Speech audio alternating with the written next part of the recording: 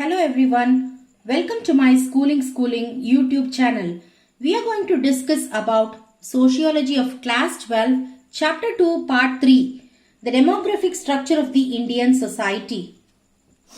Let's get started. But before that, subscribe to my YouTube channel and press the bell icon. You'll be notified every time. Follow me on Instagram, the link which is given in the description box below. If you didn't watch Part 1 and Part 2 of Chapter 2 of Sociology Class 12, it is given in the description box. Kindly watch it. Today we are going to discuss about the size and growth of India's population. What is population, size and growth? Population size is the number of individuals in the population. That is the population density. How many individuals are there in a particular area? How much is the size of the population changing over time? It is not going to be the one and the same all the time. It is going to get changed every time. That is why every 10 years we have census to check what is the population. And why is population growth in India?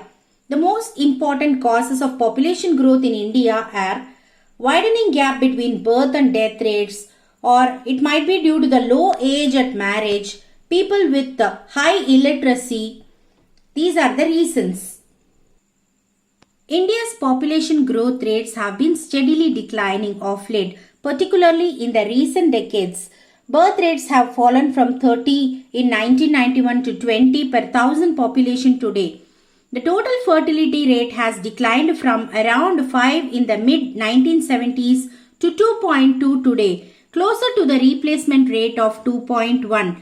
What is the reason? The total fertility rate might be, if you just see for our ancestors, for our grandparents, might be every family would consist of 15 to 16 children. Nowadays, the total fertility rate, that is the lady giving birth to the maximum number of children, has declined down.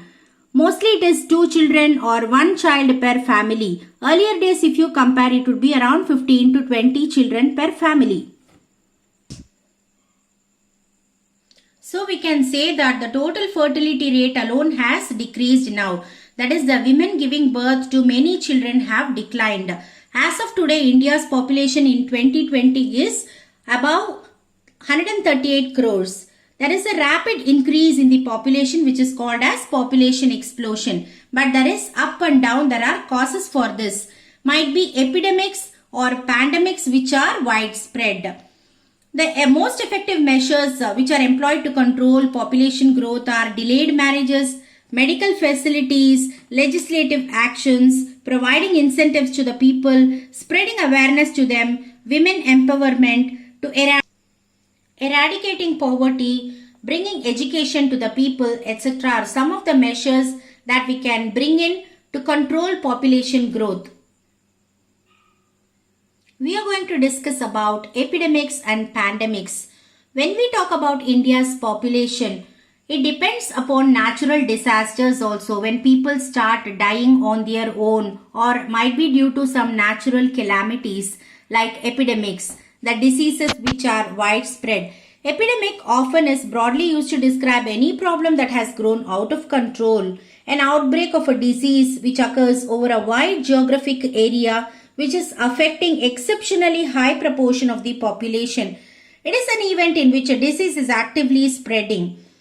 When we talk about pandemic, it relates to a geographically spread term and it is used to describe a disease that affects the whole country or the entire world. Now just don't get confused with epidemic and pandemic.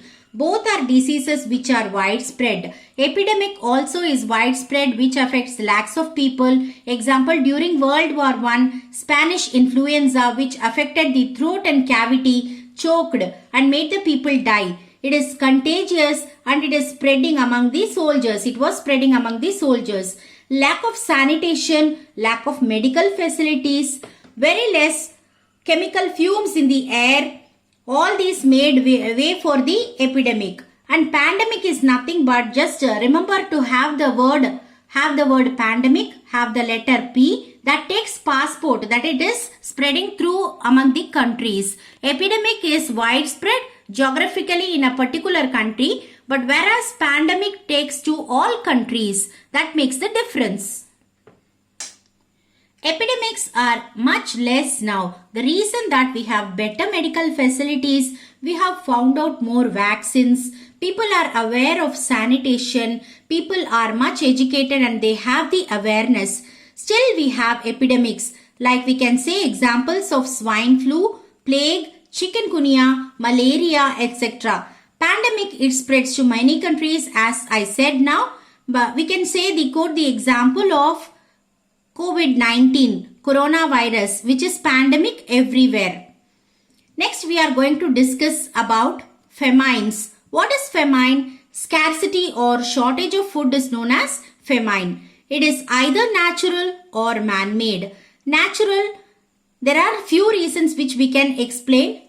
Due to excess rain, or there is no rain, or the condition of drought when water is not available for the food crops to grow. That is natural. Man-made, it might be due to the overusage, excess pesticides or fertilizers used, or lack of transport or improper distribution. Dr. Amartya Sen, who is an economist, says that lack of distribution or inability to buy can be improved.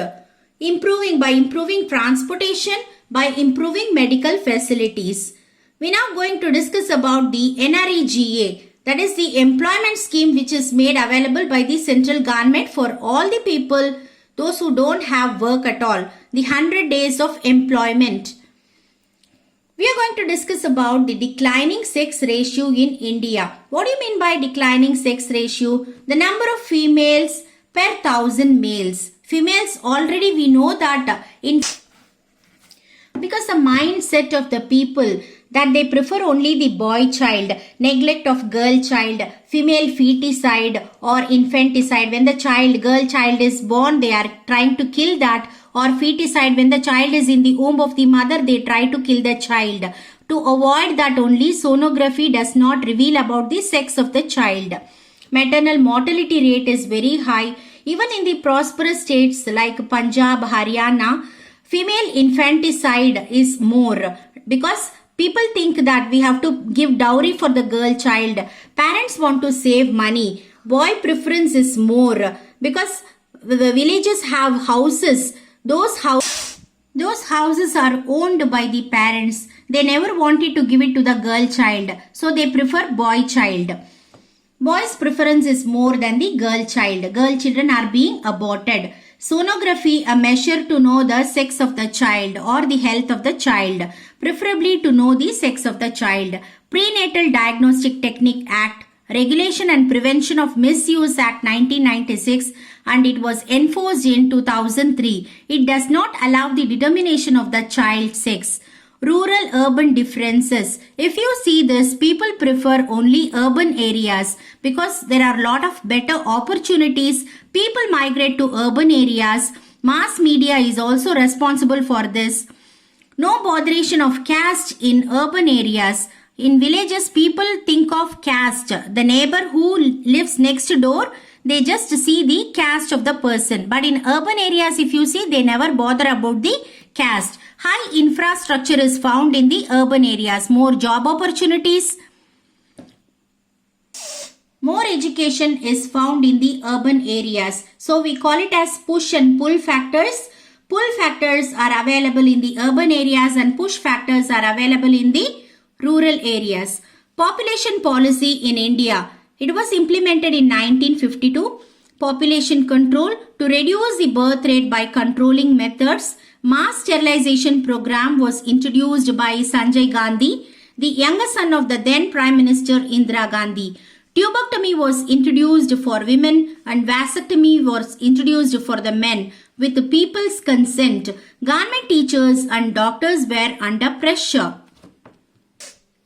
With this, I conclude this chapter. I hope this video is useful to you. If you like this video, like, share, comment and subscribe to my channel and press the bell icon. All video links are given in the description box. Thank you.